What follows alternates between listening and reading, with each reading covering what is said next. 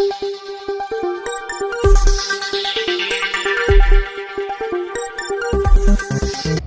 चीज अब कहा जाने लगा है कि दरअसल आप न भाजपा न बसपा न सपा, अब आप इस तरह के जो बयानात दे रहे हैं, आप अपनी पार्टी बनाने की तरफ अग्रसर हैं। ये कहाँ तक सच्चाई है? देखिए,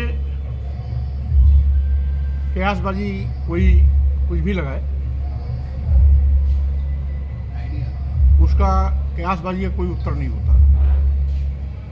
रही बात मेरे वक्तव्य और बयान का, वो सीधे सीधे मान सम्मान और स्वाभिमान से जुड़ा सवाल है। मेरी मान्यता है कि धर्म मानव कल्याण, मानव सम्मान, मानवता के सशक्तिकरण के लिए होता है। गाली धर्म नहीं हो सकता। कोई भी धर्म किसी को भी अपमानित नहीं करता। धर्म के नाम पर गाली और अपमान ना व्यवहारिक है, ना ही वो धर्म का हिस्सा है। इसलिए हमारी केवल बहुत छोटी सी मांग है कि तुलसीदास की रामायण रामचरितमानस में चौपाई के वो अंश जिससे देश की समस्त महिलाओं, आदिवासियों, दलितों, पिछड़ों को अपमानित करने के लिए हैं, उन पर की गई टिप्पणियां गाली समान हैं। इसलिए अपमानजनक टिप्पणियों को प्रतिबंधित किया जाए या उसको हटाया जाए। छोटी सी मांग है। मैंने किसी धर्म पर कोई प्रहार नहीं किया, किसी आराध्य पर मैंने कोई टिप्पणी नहीं किया। तुलसीदास की पूरी रामायण पर भी हमने कोई टिप्पणी नहीं की। जो अंश अव्यवहारिक है, अमर्यादित शब्दों के द्वारा कहीं न कहीं गाली और अपमान के आधार हैं, उसको अलग करने के लिए कहा, तो मैं समझता हूं इसमें किसी का पेट दर्द नहीं होना चाहिए। आज भारतीय संविधान है। भारतीय संविधान में सबको समान और बराबर का अधिकार है। इसलिए उसको हटाने की मांग करना, ना ये किसी पर कोई प्रहार है, ना हमला है, ना किसी आराध्य पर मैंने कोई टिप्पणी नहीं किया। तुलसीदास की पूरी रामायण पर भी हमने कोई टिप्पणी नहीं की। जो अंश अव्यवहारिक है, अमर्यादित शब्दों के द्वारा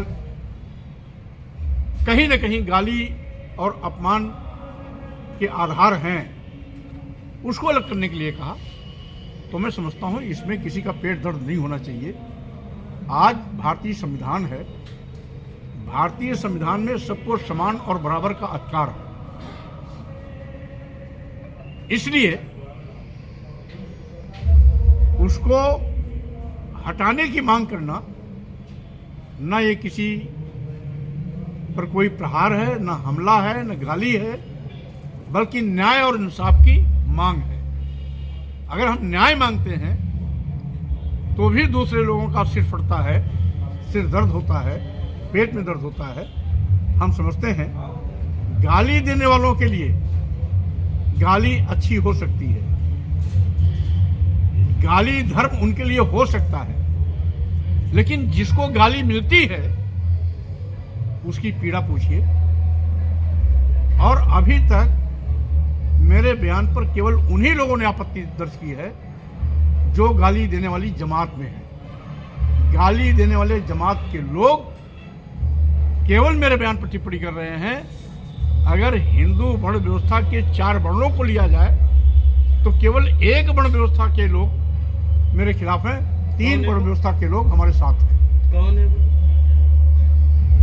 4 वर्ण में पहला वर्ण ब्राह्मण, दूसरा क्षत्रिय, तीसरा वैश्य, चौथा शूद्र। तो पहली व्यवस्था के लोग, पहली वर्ण में आने वाले लोग, जिसमें संत, महंत, धर्माचार्य और जात विशेष के लोग को पीड़ा हो रही है और किसी और को नहीं हो रही है। इसलिए आपका विरोध किससे है? ये वाले वर्ण से? पहला वर्ण वही ब्राह्मण ही है जिनको आप कह रहे हैं, उनसे भी या नहीं फिर विरोध। रामचरितमानस के रचयिता से आपको, क्योंकि लिखा तो उन्होंने। एक मिनट, ना मुझे रामचरित रचयिता तुलसीदास से विरोध है, ना ब्राह्मण समाज से विरोध है। हमें चौपाई के उन अंशों से विरोध है जिन चौपाई के अंशों से देश की समस्त महिलाओं, आदिवासियों, दलितों, पिछड़ों पर अपशब्दों का प्रहार किया गया है। इसके सिवाय और किसी पर हमारा कोई विरोध नहीं। तो किससे अपेक्षित है